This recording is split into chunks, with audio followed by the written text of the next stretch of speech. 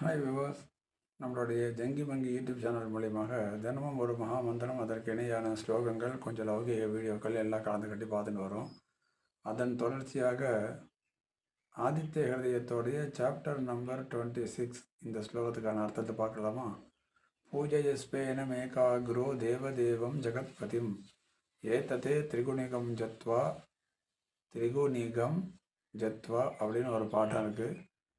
திரிகுணிதம் ஜப்த்வா அப்படின்னு ஒரு பாட்டம் இருக்குது. திரிகுணிதம் ஜத்வா, அதாவது ஜப்த்வா இப்பு இத்து வா சேரணும். ஜப்த்வா யுத்தேஷு விஜயிஷ்யசி.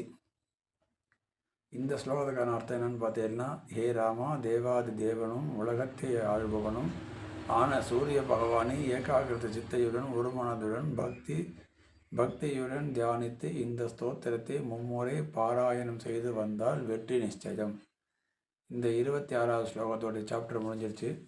மேற்கொண்டு 27. அஸ்மின் க்ஷணே மகாபாஹோ ராவணம் தொம் வதிஷ்யசி ஏவ முக்த்வா ததாகஸ்தியோ ஜகாமச்ச யதாகதம் அப்படின்னு அகஸ்திய பகவானுடைய ஆசீர்வாதம் கிடைச்சதாக இந்த ஸ்லோகம் ரொம்ப அழகாக விவரித்து சொல்கிறது.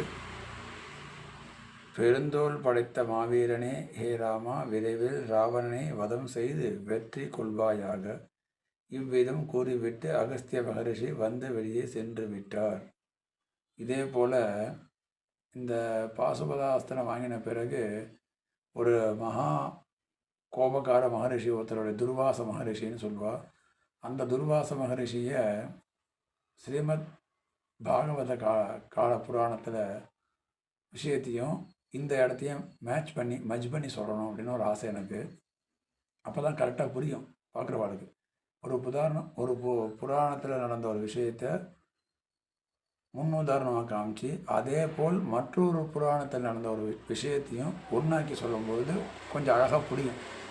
என்னன்னு கேட்டீங்கன்னா, அந்த ரிஷியை வர வச்சு அவருடைய பஞ்சபாண்டவ வாழக்கூடிய அனாந்தரா காட்டுக்குள்ளார இவ எங்கே இருக்காளோ அந்த இடத்துல தேடி பிடிச்சி போய் நீங்கள் உங்களுடைய சிஷ்யர்கள் எல்லாரோடையும் சேர்ந்து இன்றைக்கி எல்லோரும் அவங்க ஆற்ற சாப்பிட போகிறோன்னு சொல்லிவிடுங்க.